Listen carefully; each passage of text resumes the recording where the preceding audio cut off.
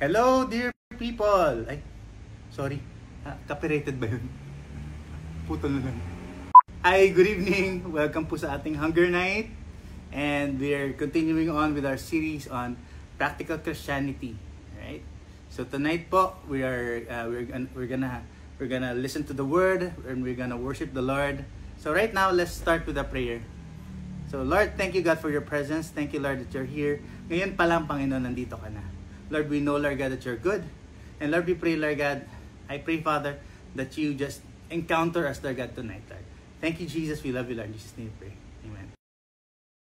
Okay, wow. Hallelujah. Thank you, Lord. Such a mighty, powerful time of worship. Anyway, so this evening, we're gonna be talking about, last week po, we talked about how to handle temptations, right? We saw how we can handle the way the enemy tries to attack us and deceive us, you know. Tonight po, ang title po na message natin is to quit kidding yourself. Also known as having an honest opinion about yourself. So, let's open our Bibles. Open po natin siya sa James 1:19-27. It says this, "My dear brothers and sisters, take note of this. Everyone should be quick to listen, slow to speak, and slow to become angry. Because human anger does not produce righteousness that God requires, that God desires. Therefore, get rid of all moral filth and the evil that is so prevalent, and humbly accept the word planted in you, which can save you. Do not merely listen to the word and so deceive yourselves. Do what it says. Everyone who listens to the word but does not do what it says is like someone who looks at his face in a mirror, and after looking at himself, goes away and immediately forgets what he looks like. But whoever looks intently into the perfect law that gives freedom and continues in it, not forgetting what they have heard, but doing it, they will be blessed in what they do.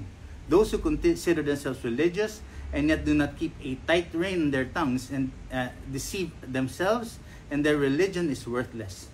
Religion that God our Father accepts as pure and faultless is this: to look after orphans and widows in their distress, and to keep oneself from being polluted by the world." Let's pray. Lord, we thank you, God, for your word. Thank you, Lord God, that your word is living and active, sharper than any double-edged sword. Lord, I pray, Father, Lord, allow, Lord God, that we will see ourselves based off how you see us, Lord God. Lord, allow, Lord God, that everything, Lord God, that we will be looking at tonight, Lord God, it will just show off, Lord God, Lord, lahat ng mga bagay na kailangan pong ayusin sa amin, Lord God.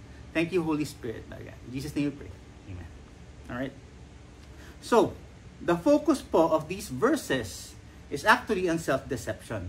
Makikita po natin ito sa verses 22 and 26, kung saan we can see that we are deceiving ourselves when we don't do these things that we are going to talk about. Okay? Isang bagay yun na deceive ka ng demonyo eh. Yeah, that's what we were talking about last week, right? Isang bagay yun eh. But, it's a different thing altogether if you start deceiving yourself. Some people are deceiving themselves into thinking they are even saved.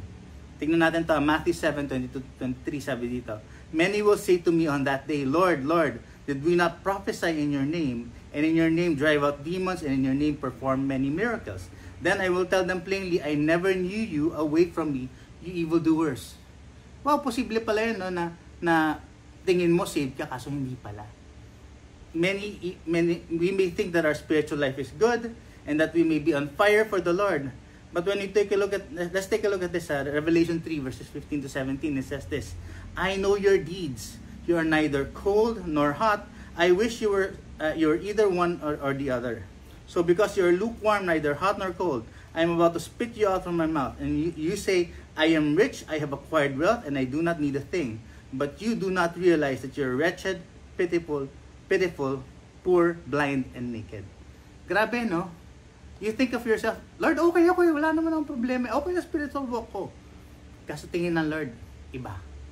Right? So now, the question is, how do we stop deceiving ourselves? The Bible is extremely clear about this.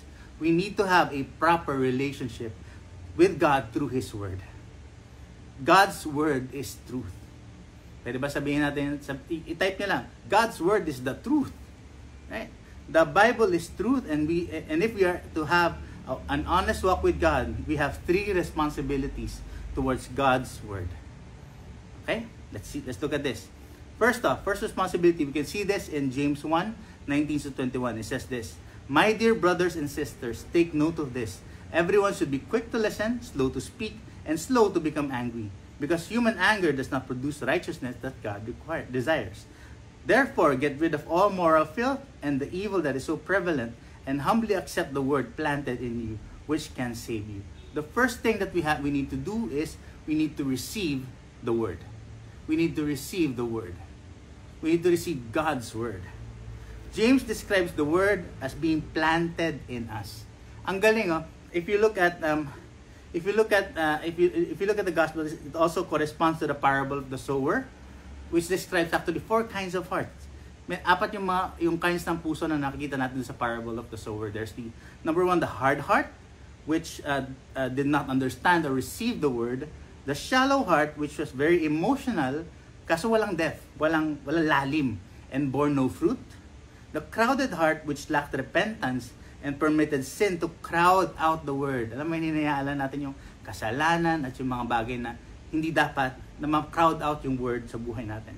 And lastly, which is ito yung gusto natin, the fruitful heart, which received the word and allowed it to take root and produce fruit. The final test of salvation is fruit. Let me say that again. The final test of salvation is fruit. Pag walang prutas, I seriously doubt the salvation. Alright? Salvation means, this means a changed life, Christian character, conduct, ministry to others in the glory of God. Some examples that you can see. If you start winning souls, right? Or growing in holiness, or sharing material possessions, spiritual character, good works, and even praising the Lord. These are all examples of how we can say, we can show our fruit. That we can say that we are being fruitful. Right? Here's the thing though. The Word of God cannot work in our lives unless we receive it in the right way. Mark 4:24a, it says this, "Consider carefully what you hear." Kung ano yung naririnig mo. Okay? And then Luke 8:18 says this, "Therefore consider carefully how you listen."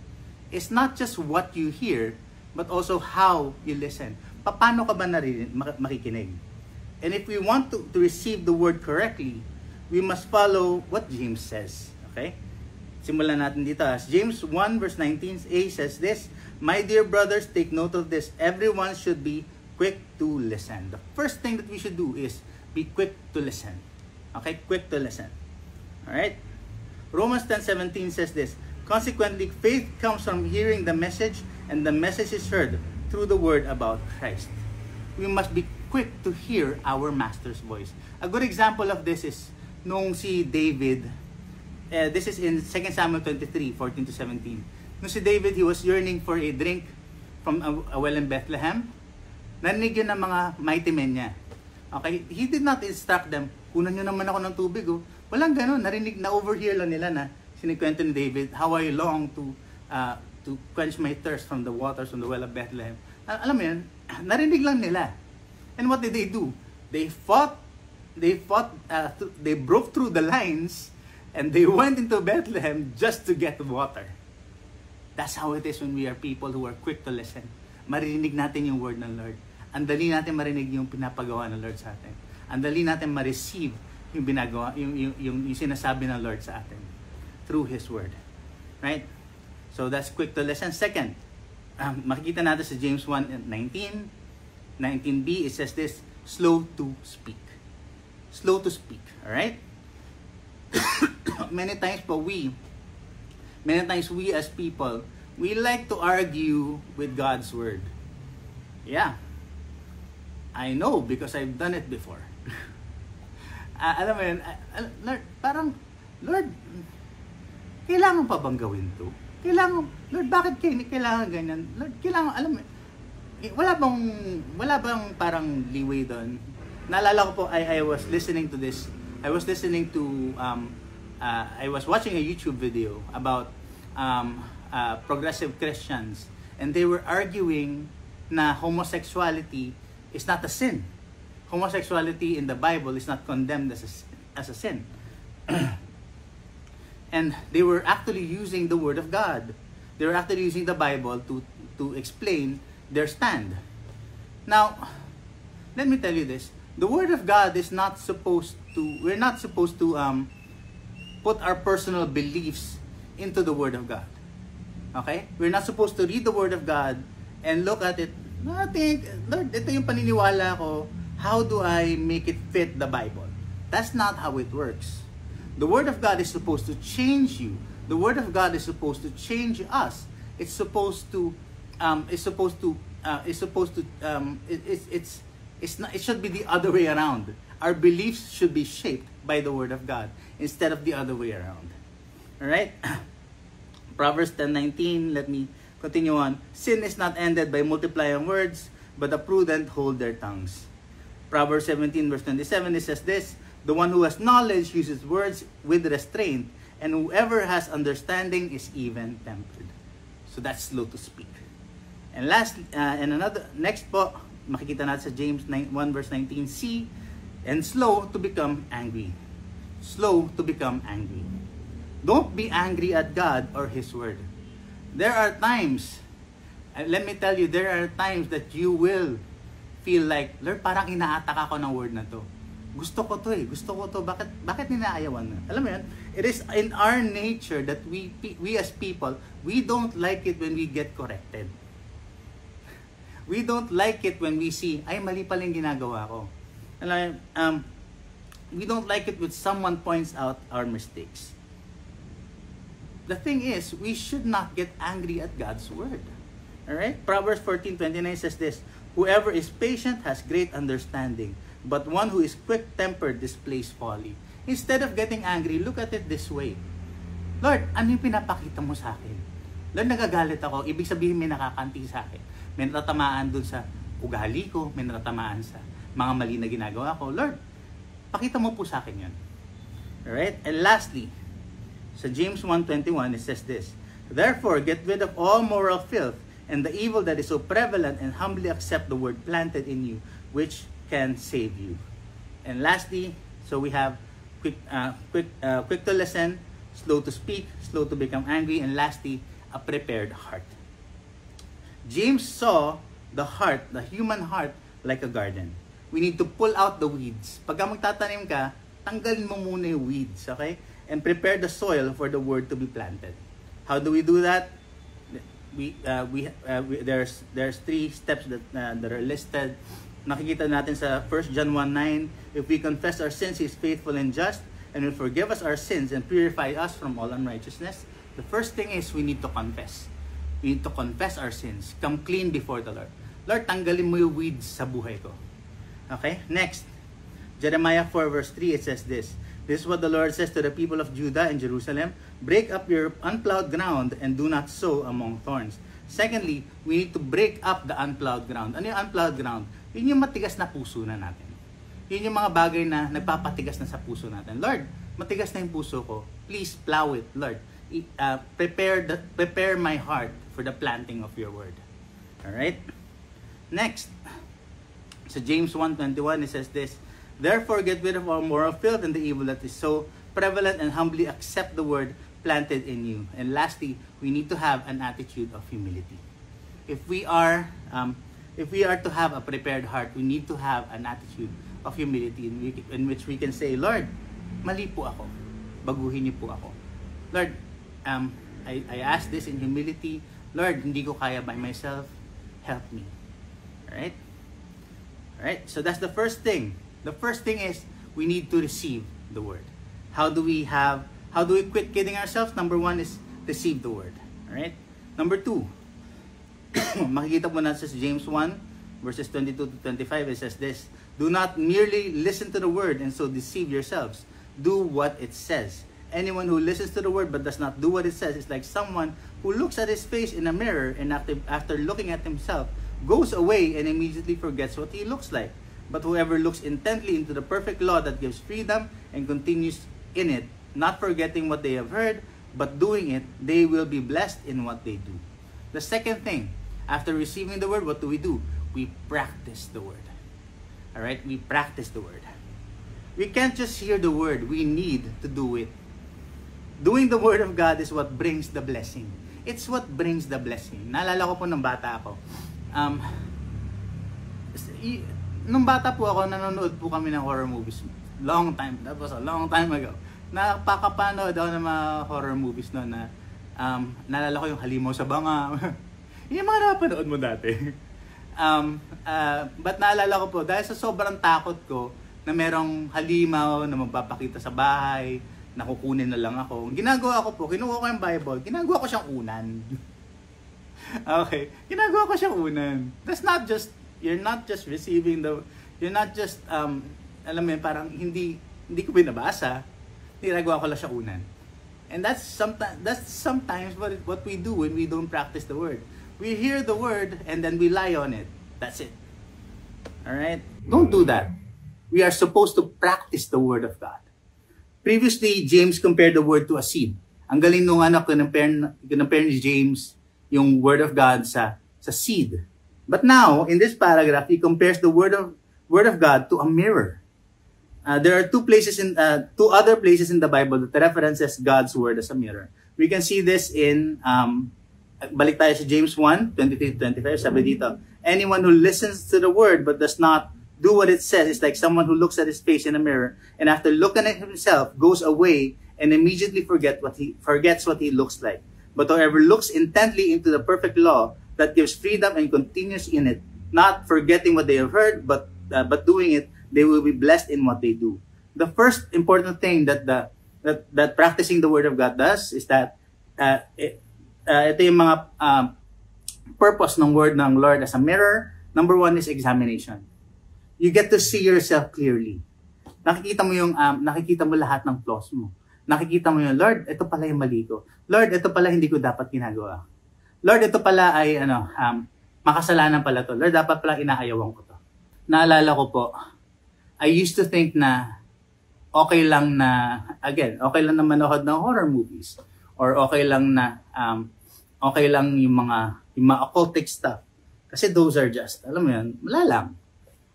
But you know what? When I started reading the word, sabi nun, stay away from the sin that's so easily entangled. Alam mo, ang daming mga bagay in our world that would cause us to sin and stumble. And these things are things which would cause me fear, cause me to be afraid of some stuff, cause me to do things which are not good. And basically, what happened was, I started reading the word, sabi ko, Lord, ayaw mo pala to. Hindi mo pala gusto to. Lord, sorry po. So when we read the word, the first thing that happens as a mirror is that you get to examine yourself. The purpose of the mirror is for examination. Alright? Second place, makikita po natin sa Exodus 38 verse 8. It says this, they made the bronze basin or the bronze laver and its bronze stand from the mirrors of the women who served the entrance of the tent of meeting. The second purpose of the mirror is restoration. Restoration. Alright? Back in the Old Testament, before you were able to enter the holy place in the tabernacle, you had to wash yourself. Okay, you had to wash yourself. Bakit? Kasi after mo mag-sacrifice, puno ka ng dugo, you had to go and wash yourself, right? So what did they have? They had a bronze basin na puno ng mirrors. Nakikita mo lahat ng angulo.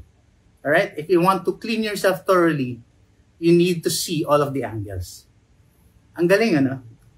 It allows us to see all of the angles. The Word of God allows us to see all of the angles na, Lord, dapat pala nilising ko itong part na to. Lord, may konting speck pa dito. Tanggalin ko po. Lord, alam mo yan, you can clean yourself thoroughly if you allow the Word of God to reflect what you truly look like. Alright? And that's the second purpose, is restoration. The third purpose, we can see in 2 Corinthians 3 verse 18. Sabi dito, and we all with unveiled faces contemplate the Lord's glory, are being transformed into His image with ever-increasing glory, which comes from the Lord, who is the Spirit. If you look at the yung alternate word there, if you look at the word contemplate, it also means to reflect. Alright? Instead of contemplate, you can use the word reflect there. Okay?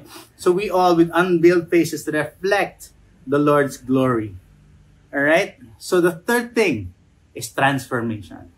First, examination. Second, restoration. And lastly, is transformation. The Word of God will transform you if you allow it. The Word of God used as a mirror will transform you. You will be reflecting not just kung ano yung glory na nasa iyo. No, you're gonna be reflecting the Lord's glory as He unveils our faces. That's what's so beautiful about it. Ang galing, sobra. Right? So, that's practicing the Word. So, ano ulit yun? Balik tayo. How do we quit kidding ourselves? Number 1, receive the Word. Number 2, practice the Word. Practice the Word. All right? Make sure that you use it as a mirror to clean ourselves, to examine ourselves, and lastly, to have it transform us. All right? And lastly, makikita po natin sa James 1:26 to 27. Let's read this. Those who consider themselves religious and yet do not keep a tight rein on their tongues deceive themselves, and their religion is worthless. The religion that God our Father accepts as pure and faultless is this: to look after orphans and widows in their distress and to keep oneself from being polluted by the world. The last thing, okay, is to share the Word. We receive the Word, we practice the Word, and lastly, we share the Word. Okay? Religion, in this context, alam ko tayo po sa church, so blessed we have a bit of negative connotation when it comes to religion. But in this context, it's not just man's attempt to reach God, but it is defined as the outward manifestation of our faith. If we are to call ourselves Christians, our lives have to show it. That's what religion means in this context. All right? So how do we show it? How do we share the Word? Okay? 3 things. So James 1:26, it says this: those who consider themselves religious and yet do not keep a tight rein on their tongues deceive themselves, and their religion is worthless. Number 1 is by our speech. So speech. That's how we share. Okay? Speech, not just in a sense na mag-share ka ng gospel. Given yun, you share the gospel. That's how we talk. But also, watch your tongue. Bantayan mo yung sinasabi mo. Okay? Mag-share ka nga ng gospel, mamaya nagmura ka naman. Ay, naku. Alam mo yun? We need to be able to watch our tongues because andali na makasira. Right? So, consider ourselves religious, yet do not keep a tight rein on our tongues. We are deceiving ourselves. We need to have a tight rein on what we say. What we say, not just on the one-on-one, but also what we say on social media. Let's be careful on what we post on social media. Alam mo yun, yung isang ipopost mo sa internet, stays there for an eternity. Alam mo yun, it stays there. Alright? So first off, how do we share the Word? Number 1 is speech. Second, makikita natin sa James 1:27a. Sabi dito, religion that God our Father accepts as pure and faultless is this: to look after orphans and widows in their distress. The second thing is service. Alright? Service. How do we share the Word? We serve. Ang sarap, ang ganda na example ng back when we had the feeding program sa 2 p.m. Back in Timog. And we would be serving so many kids food and so many adults yung pagkain. We would be serving them food, and we would be serving them the Word of God. We would be hayaan namin sila mag-CR doon, iba nga naliligo na doon. Alam mo yan? And that's service. Naalala ko po nung first time na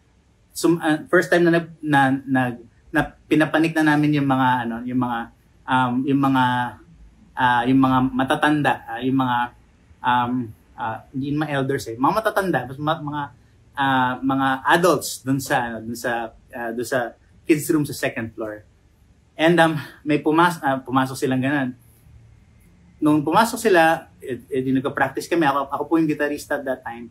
Nagka-practice po kami. Nung papasok na kami, pagbukas mo ng pinto, para ka sinuntok na ganun. Ramdam mo yung amoy. Ramdam mo yung amoy. And you know what? Sa totoo lang, at first, maninibago ka. But you know what? That's your service. That's our service for the Lord. Naalala ko po may one time, merong bata umupuan na bata na habang nag-sermon si pastor, I think it was my dad that was preaching.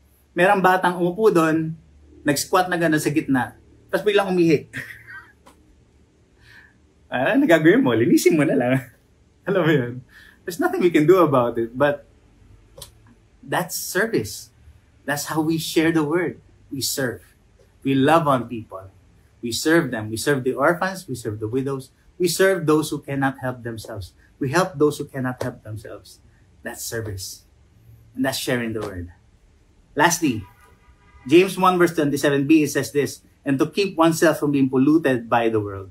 The third, their speech, their service, and third is their separation from the world. If you want to share the word, the best thing that you can do is keep yourself separate from the world. Ano ibig sabihin nun? It doesn't mean na hindi ka nasasama sa mga reunion ninyo, mga kakaibigan. It doesn't mean na hindi mo nasasamahan yung mga kaibigan mo, yung mga tropa mo, just because na born again ka. I used to think that way, na pagka na born again ako, kailangan humiwalay ako sa mga kaibigan ko, kailangan wala na akong barkada sa mundo. But God, that's not what God intends for us. Alam mo yan? We are supposed to be in the world, but not of the world. Alright? Ano ibig ko sabihin? Pwede, for example, nagka-imbita na reunion. I remember there was one time, na-invite po ako sa reunion na yung magkakaklase. Actually, reunion na yung mga lalaki na magkakaklase back in college. So, andun sila, kumakain. I think that was, saan ba kayo nakain na? I can't remember. But ang nakakatawa dun is that, ako po na kami, kumakain kami gano'n. Start na sila mag-order. And yung mga kasama ko, mga nag-order ng beer. Nag-order sila lahat ng beer. Sabi ko, Coke Zero. Ano yan? That's how you're able to show, kakaiba ako. Alam mo yan, there's a difference between me and you. And that's how you will be able to effectively share the word. Share the word of God, share the word to the people around you. If they know that you are separate from them, there is something different about you. And there is a joy about you that they cannot remove. Alam mo yan? And I love, naalala ko po nung ako po na born again. Nung ako po na born again, I used to be an extremely shy person. I kinda still am. Medyo mahihayin pa rin po. Kumapal na lang ang mukha. But, back then, hindi niyo po ako mapagsalita. Hindi niyo makakausap. Wala akong barkada. Wala akong anything. Hindi ako yung, I didn't have friends. I didn't have extracurricular activities. But when I got born again, I started attending church and I started attending the fellowship. So what happened was, sumasama ako sa fellowship namin on Wednesdays, sumasama ako sa fellowship namin on Fridays, so, tapos buong maghapon nasa church ako. I would be there in church. And my parents, my dad was a backslider and my mom used to be a Catholic. Nakita nila yon. At anong nangyari was, nakita nila, sabi, ano nangyayari kay Alan? Tahitahimik lang yun dati, walang ginagawa sa bahay. Ngayon may mga kasama na, may barkada na sa church. Ngayon makikita mo na active na sa youth activities, active na sa youth camp. Anong nangyari sa kanya? So they got curious. What happened was, during that time, they started listening to, started sitting down in the sermon, nakikinig na sila. They started watching what was going on. So they saw the difference in me. They saw that yung person that they saw before was now a different person. Nagbago na siya. And that's how, I believe and that's how they became born again. Like they started listening to church, they started listening to the pastor. In fact, yung pastor po namin doon, si Pastor Hiram, that's how they met. That's how we met. Alam mo yan? And he started listening to them, and then nung nag-start na yung Church So Blessed, we went with Pastor Hiram, and after so many years, that's history. If you want to be able to share the word, be separate from the world. Ipakita mo na nagbago ka na. Pakita mo na si Jesus na nasa iyo, na nasa iyo has changed you, and there's something different about you. Right? So, balik po tayo. Then, how do we keep from deceiving ourselves? How do we stop kidding ourselves? Number one, receive the word. Receive the word of God. Allow it to change you. Right? Second, practice the word. Allow it to change you. See it as a mirror. And lastly, you share the word. And let's pray. Thank you, Holy Spirit. Thank you, Lord God, for your word. I pray, Father, that your word just change us, Lord God.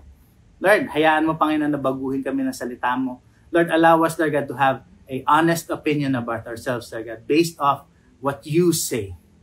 Lord, I pray, God, convict us, Lord God, of any sins that we may have. Convict us, Lord God, of anything, Lord God, that you want us to stop or you want us to not do, or something that you want us to do, Lord God. Change us, Lord God. I pray, Father, for my brothers and sisters right now, Lord God. Lord, that we not only be hearers of the word, but we also do it, Lord God. And Lord, that we should also share the word of God to everyone around us, Lord God. Thank you, Holy Spirit. We give you all the glory. In Jesus' name we pray. Hi, good evening everyone. Ngayon naman po dadako tayo sa ating prayer time. At ang una po natin ipagpe-pray ay ang ating bansang Pilipinas. Ito po ang verse natin, Psalms 33 verse 12. Blessed is the nation whose God is the Lord, the people He chose for His inheritance. Sige po, let's pray. Lord, maraming salamat po, Panginoon. Thank you, Lord, sa presence mo. Thank you, Lord, for being with us tonight, Lord God. Holy Spirit, teach us. We don't know what to pray for. We don't know how to pray. Turuan mo po kami, Holy Spirit. Give us your heart, Lord God, for our nation, Panginoon. God, itinataas po namin sa iyo, Lord, ang aming bansa, Panginoon. Lord, we say, Lord God, you are the God of this nation, Panginoon. You are our God, Lord God. Wala kaming ibang kinikilala, Lord, na Diyos sa bansang ito, Lord, kundi ikaw, Panginoon. Lord, humihingi kami ng tawad in behalf of our nation, Lord God. Nagkaroon kami, Lord, ng ibang Diyos-Diyosan, Panginoon. Lord, nasaktan ka namin, Lord God. Forgive us, Lord. We have sinned against you, Lord God. Lord, alam mo, Lord, yung sitwasyon ng bansa namin, Panginoon. Lord, yung sa gobyerno namin, Lord, alam mo yun, Panginoon, yung mga nangyari, Lord, na mga nakaraang bagyo, mga nakaraang lindol, Panginoon. Lord, hindi lingid sa kaalaman mo, Lord, lahat ng mga nangyayari sa bansa namin, Lord God. And so, Lord, wala kaming ibang kinikilala, Lord, na makakatulong sa amin, Panginoon, kung di ikaw lang, Lord. You alone, Lord, can help us. Hindi namin kayang isalba, Lord, yung bansa namin, Panginoon. Not even our president, not even our leaders, Lord God, can save this nation, Lord God. You alone, Lord God, can save our nation, Panginoon. Kaya kami lumalapit sa iyo, Lord God, because you are a powerful King, Panginoon. You are a powerful God, Lord God. Lord, we pray for our government, Panginoon. Lord, we declare, Lord God, your righteousness, Lord, sa aming gobyerno, Panginoon. Lord, we declare that you reign and you rule over our government, Lord God. Would you come, Lord, and save our government, Panginoon? We ask, Lord, na ikaw, Lord, yung maglinis, Lord, ng aming gobyerno, Lord God. Lord, yung mga katiwalian sa gobyerno namin, Panginoon. Lord, tanggalin mo nga po ito, Lord God. Lord, we declare righteousness in our government, Panginoon. In Jesus' name, Lord God. We rebuke, Lord, yung greed, Panginoon, sa aming gobyerno in the name of Jesus. Let your justice prevail, Panginoon. We ask, Lord, may makulong, Lord. May managot, Panginoon, dun sa mga nakawan na nangyayari, Lord God. Lord,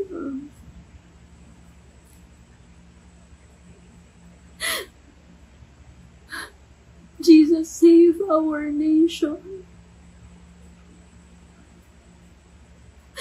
Save our government, Lord. Save our economy, Lord God.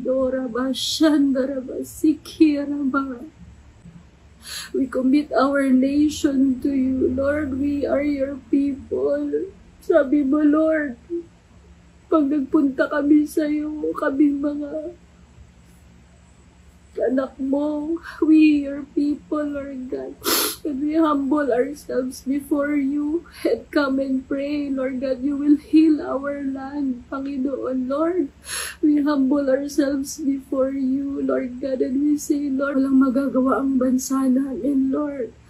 Apart from you, Lord God, makikita namin tong bansa namin, Lord. Magra-rise up, Lord God. Lord, makikilala yung bansa namin bilang righteous na bansa, Panginoon. Lord, bless our nation. Bless our agriculture, Lord God. Bless our land. Lord, yung mga righteous na mga government officials, Lord, mag-rise up.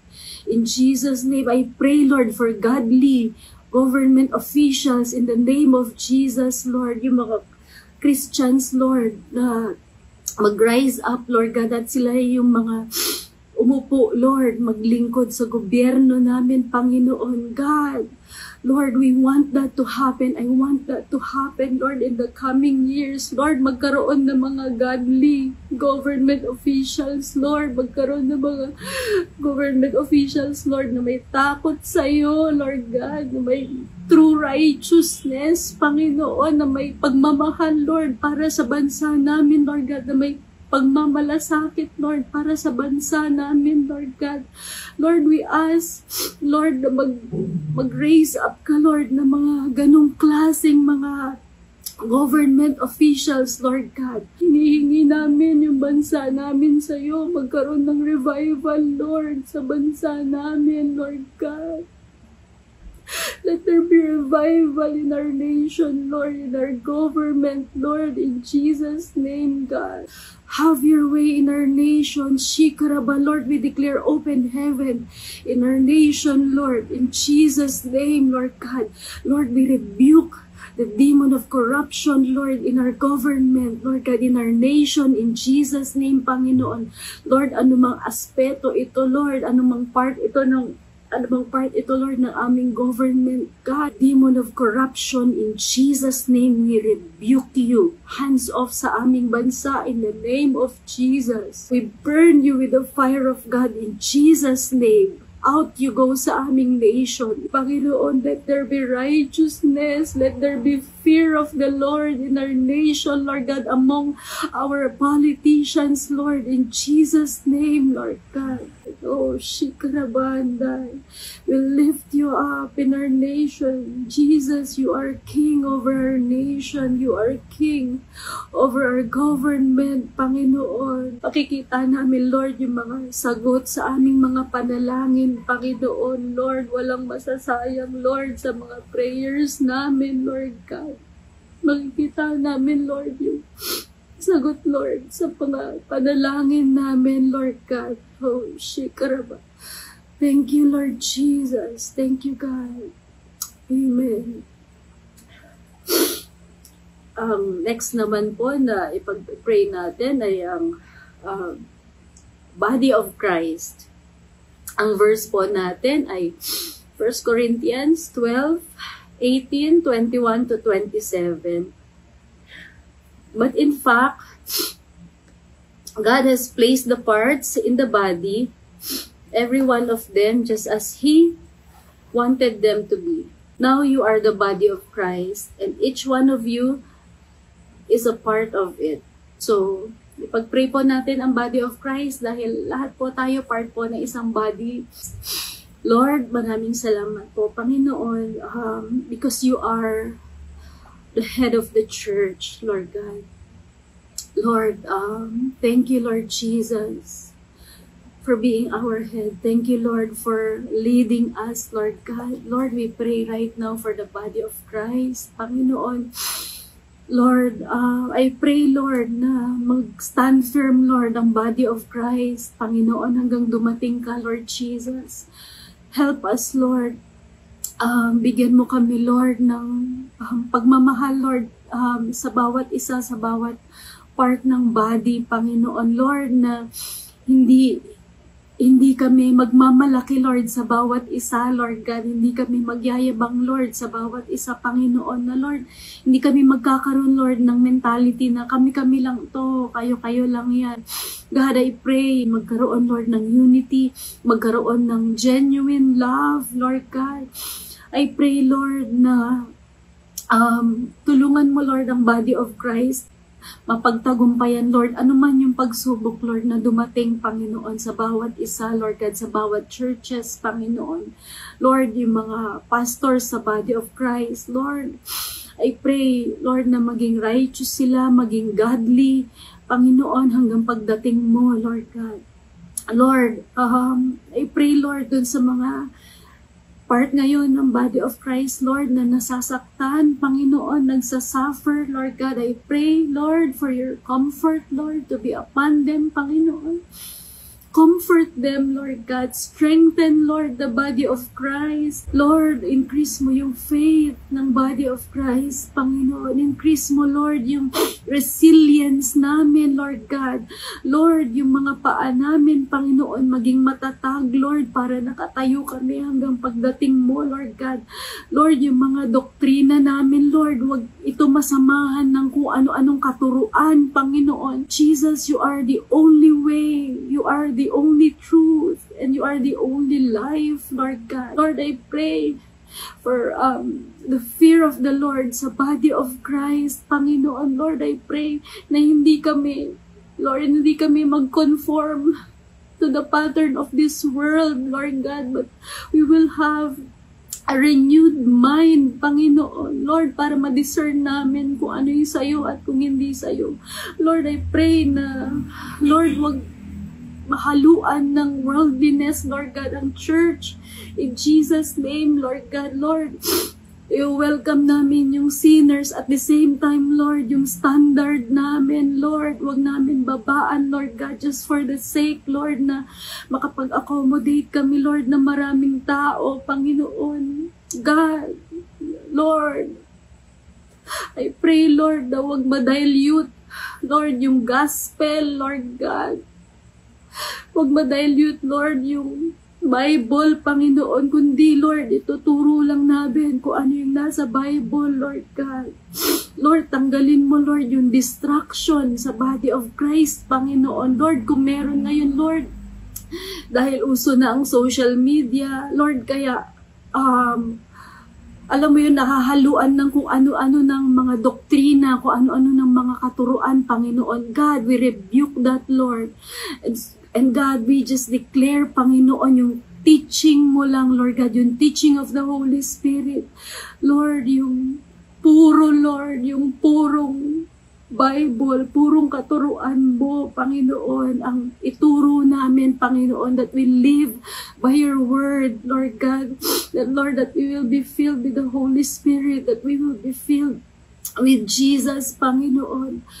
Lord, salamat po sa body of Christ. Even right now, Lord, tinataas namin yung mga persecuted Christians, especially sa Nigeria, Panginoon. Lord, we pray, Lord, na tumigil na po, Lord, yung killings, Lord, na nangyayari sa Nigeria, Lord, in Jesus' name, yung pagpatay ng maraming mga Kristiyano, maraming mga pastor, Panginoon. God, we ask, Lord, that you would intervene, Panginoon. Na ikaw, Lord, yung tumulong sa kanila, Lord God, sa mga Nigerians, Lord, yung mga Kristiyanong Nigerians, Lord God.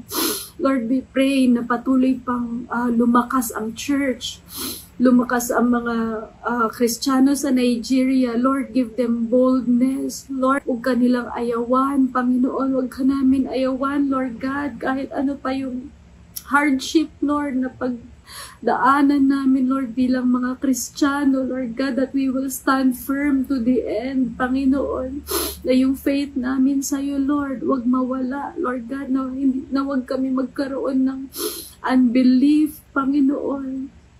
That God, that even our hearts, Lord, will never ever grow cold, Panginoon. God, Lord, kung may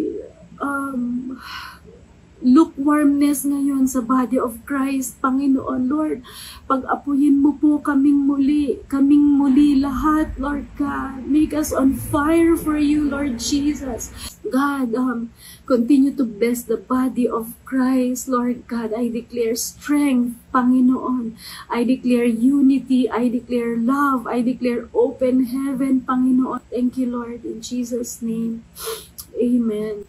Okay, next naman po na ipagpe-pray natin ay ang CSB. Pag-pray po natin ang CSB members.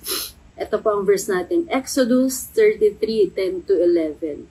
Whenever the people saw the pillar of cloud standing at the entrance to the tent, they all stood and worshiped. Each at the entrance to their tent, the Lord would speak to Moses face to face as one speaks to a friend. Sige po, let's pray for CSB members. Lord, salamat po, Panginoon, sa CSB, Lord God, sa church, Panginoon. Lord, thank you for being the head of our church, Lord God. Lord, thank you for your faithfulness sa amin. Church, Panginoon, Lord, even right now, Lord God, lumalapit kami, Lord. Pinagpipray namin, Lord, lahat ng mga miyembro ng CSB, Lord God, we lift them up to you, Lord God, Lord. We pray na, Lord, patuloy kaming ma-amaze sa'yo, Lord, na para bang mga bata, Panginoon, na Lord, wag mawala yung amazement namin sa'yo, wag mawala, Lord, yung wonder namin sa'yo, Lord, wag mawala yung innocent heart namin sa'yo, Lord, yung childlike heart namin sa'yo, Lord, yung childlike faith namin, Lord, wag mawala, Lord God. Lord, I pray na walang miyembro, Lord, ng CSB, Lord, na natitigas yung puso, Panginoon, sa'yo, Lord. Kailangan ka, Lord, ng bawat isa, Panginoon. God, we pray, Lord, that your presence, Lord God, will stay in our midst, Panginoon, Lord. Hindi namin kayang patakbuhin, Lord, ang church ng kami lang, Panginoon. We need you, Lord God. We need your presence, Panginoon. We need you, Lord, in our midst. We pray, Lord God, that we will never stop worshiping you, Lord. We pray, Lord, na wag mawala yung prayer time, Lord, ng church, ng bawat miyembro, Panginoon. Na, Lord, kung meron ngayon may mga nanlalamig sa'yo, Lord God, Lord, bring them back to you, Lord Jesus. Let your kindness, Lord God, bring us to repentance, Panginoon. The kingdom of God sa kanya-kanya naming mga bahay, Panginoon. Your presence, Lord, sa kanya-kanya naming mga bahay, Lord God. We just release it, Lord. We release the Holy Spirit, Lord, sa kanya-kanya naming mga bahay, Lord, in Jesus' name, Lord God. Lord, God, help us, Lord, as a church, Lord, to stay on fire for you, Lord Jesus. God, we commit to you, Lord, the entire church, Panginoon. Lahat ng mga ministries sa church, Lord, yung praise and worship, Panginoon, yung ushering, Lord God, yung YA ministry, Lord, yung youth ministry, yung mga men's ministry, women's ministry, Panginoon. Lord, we commit every ministry to you, Lord God. Oh, Shikaraba, even every head of the ministry, we commit it to you, Lord Jesus. Lord, ikaw yung patuloy na mag-fuel, Lord God, sa bawat ministry sa church, Panginoon. Ikaw yung patuloy, Lord, na magturo sa amin, patuloy na mag-shepherd sa amin, Lord God. Lord, even yung mga small groups, Panginoon, Lord, patuloy mong pag-apuyin, Panginoon, yung bawat isa, Lord God. Lord, I pray, Panginoon, na bawat isa, Lord, magkaroon, Lord, ng fellowship, magkaroon, Lord, ng small group, para dun, Lord, nasasabi nila yung mga problema nila, Panginoon. God, help us and teach us to carry each other's burden, Panginoon. God, help us and teach us to fellowship, na, Lord, kahit yung mga introvert, Lord, na katulad ko, Panginoon, Lord, Turuan mo kami, tulungan mo kami, Lord, na makipaghalubilo dahil kailangan namin, Lord, ng ibang Kristiyano, Panginoon. Lord, I pray, Shikaraba, Lord, na wag magkaroon, Lord, even right now, kung may spirit of suicidal, Lord God, sa church, tanggalin mo yun, Lord, in Jesus' name, Lord God. We do not welcome you, you spirit of suicidal. In the name of Jesus, we come against you at pinapalayas ka namin sa church in Jesus' name. God, mag-raise up ka, Lord, na maraming intercessors sa church, dedicated watchmen, Panginoon, that God will never stop praying day and night, will never stop worshiping day and night. Lord, raise up worshipers, Shikarabao, raise up worshipers sa church, Panginoon, that God, we will worship not just on Sundays, Panginoon, that our lives will be worship unto you, Lord Jesus, that, Lord, we will just love on you, Lord God, that we will just sing to you, that we will offer our bodies as living sacrifices unto you, Lord Jesus. Na, Lord, as church, yung mga miyembro, bawat miyembro, Lord, wag namin bababa yung standard namin ng holiness, Panginoon. Na, Lord, hindi kami magwe-welcome sa buhay namin, Lord God, ng mga bagay, Lord God, that are unpleasing before you, Lord God. Lord, we commit every member, Lord God, of the church to you, Lord Jesus. We are yours, Panginoon. And so, Lord, shepherd each one, Lord God. Continue to speak to us, Holy Spirit. Let there be open heaven, Lord, sa buhay ng bawat isa. Let there be endless encounters, Lord, sa buhay ng bawat isa, Panginoon. God, more of you, Lord, more of you sa bawat isa, Lord, in Jesus' name, Lord God. Lord, salamat po, Lord. Thank you for your presence, Lord God. Thank you for your goodness, Panginoon. Thank you, Lord, sa church. We bless you, Lord God, and we love you, Lord, in Jesus' name. Amen. Ang susunod naman natin po ipagpe-pray ang ating mga pastor, CSB pastors. I-declare po natin sa kanila ang Psalm 23. I-declare the Psalm 23, Lord, sa lahat ng aming sa lahat ng mga CSB pastors, Lord God. Shepherd them, Panginoon. Shepherd us, Lord God. Lord, ikaw yung magturo sa amin, Lord. Sabi dito, He makes me lie down in green pastures. He leads me beside quiet waters. Lord, I declare your rest, Panginoon, sa lahat ng mga CSB pastors, Panginoon. Bigyan mo nga po, Lord, sila ng mga kapahingahan, Panginoon, sa iyo, Lord God. He refreshes my soul. Sabi dito, Lord, kung may mga kapaguran, Lord, ang aming mga pastor, Lord, refresh us, Lord God. Let there be refreshing from heaven even right now, Lord, upon them. In the name of Jesus, Lord God. Kung may kapaguran physically, Lord. Kung may kapaguran emotionally, Lord. Kung may mga kapaguran mentally, Lord God. Spiritually, Lord God. Refresh them, Lord. Refresh our CSB pastors, Lord God. Lord, He guides me along the right paths. Guide them, Panginoon. Guide us, Lord God, for your name's sake, Lord God. Lord, huwag kaming mawala sa iyo, Panginoon. Huwag kaming magkaroon ng ibang Diyos maliban sa iyo, Lord God. Lord, na kahit na, Lord, dumaan kami, Lord, even though I walk through the darkest valley, kahit may mapagsubok na pagdaanan yung mga pastor namin, Panginoon, pinakamatinding mga pagsubok, Lord God. Lord, hindi sila matatakot, hindi sila matitinag, Panginoon, dahil kasama ka nila, Panginoon, kasama ka namin, Lord God.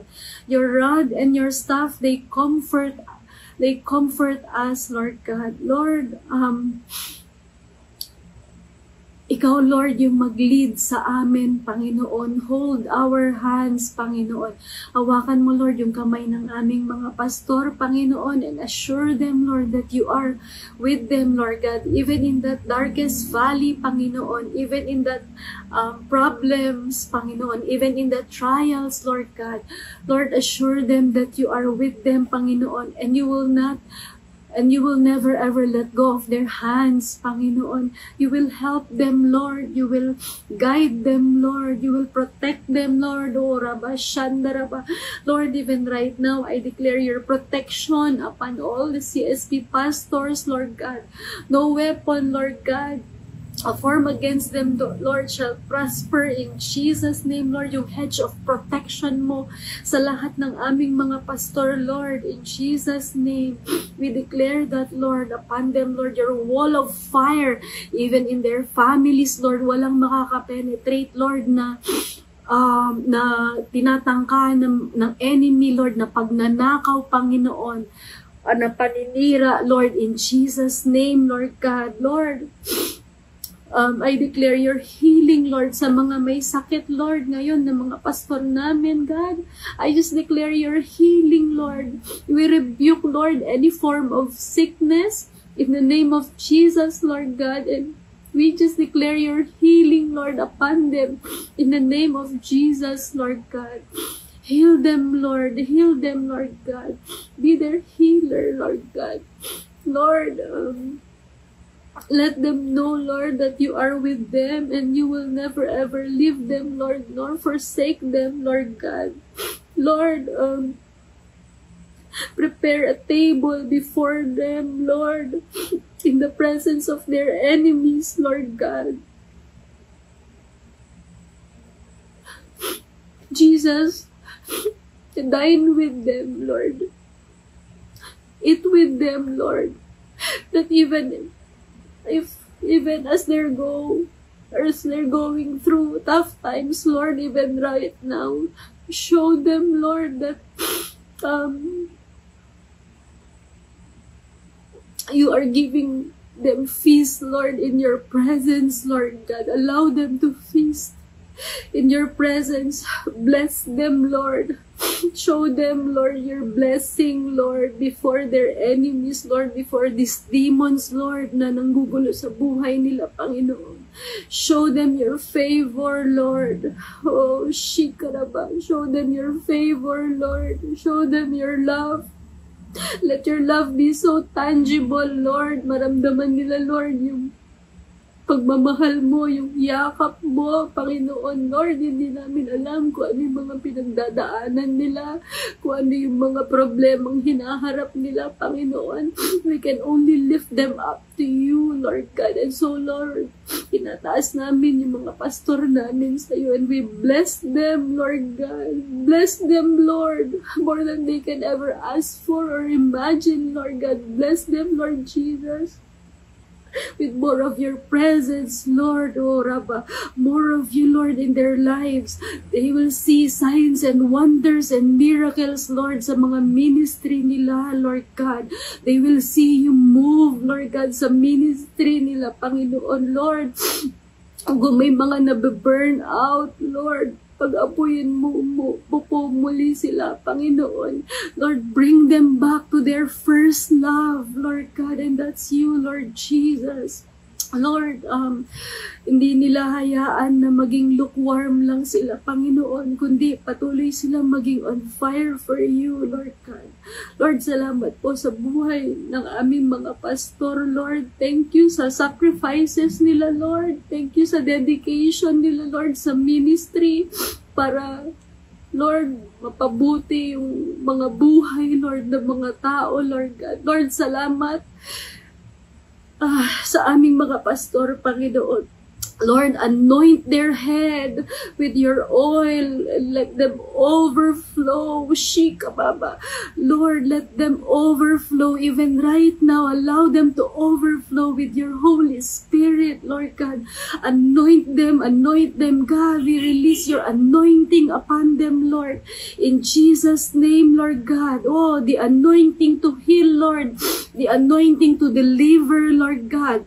The anointing, Lord, for miracles, Lord, and signs and wonders. The anointing, Lord, to love, Lord God, even the hardest people to love, Panginoon, Lord, yung mga mahihirap na mahalin. Lord, give them patience, give them more understanding, give them wisdom, Panginoon. Oh, shikaraba. Lord, that they will overflow right now. God, Lord, mag-overflow sila ng Holy Spirit. They will never be in lack. Lord, they will never dry up in Jesus' name. But they will have more, Lord God, more of you, Lord Jesus. Oh God, Lord, let them overflow even right now. Overflow, Lord, an overflow of your goodness, Lord God, sa buhay nila. That their lives will be a living testimony, Panginoon. Lord, protektahan mo, Lord, yung mga testimonies ng mga pastor namin. Shandaraba. Lord, walang mahuhulog sa kasalanan, Lord, in the name of Jesus, Lord God. Lord, walang tatalikod sa iyo, Lord, in Jesus' name, God, that all our pastors will be faithful to you, Lord, till the end, Panginoon. God, thank you, and we bless their families as well, the families of all our pastors, Lord God. Shandaraba. Lord, we bless them with your presence. We bless them, Lord, with Lord, yung mga miracles mo, Lord God, kung may mga pangangailangan sila, Lord, ikaw, Lord, yung mag-meet ng mga needs nila, Panginoon. Sabi dito, Lord, surely your goodness and love will follow me all the days of my life, and I will dwell in the house of the Lord forever. God, we declare that, Lord, upon our CSB pastors, that surely your goodness and love will follow them, will follow us, Lord, all the days of our lives, and we will dwell in your house forever, Lord. God, huwag kaming mawala sa presensya mo, Lord. Huwag mawala yung mga pastor namin sa presensya mo, Lord, that God, your presence will be our home always, Lord, God, that we will find comfort in your presence, that we will find our strength in your presence, Lord God, that we will recharge, Lord, sa'yo lang, Panginoon, hindi sa bagay ng mundong ito, Panginoon, that we will find ourselves in you always, Lord Jesus. The Lord, that we will find our joy in you.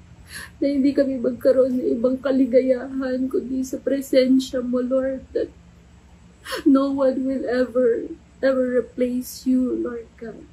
Lord, salamat sa buhay ng aming mga pastor, Lord. Bless them, Lord God. Thank you, Lord. We love you, God, and we love our pastors, Lord, in Jesus' name. Amen, amen. Okay. Thank you for joining us in our Practical Christianity series. God bless.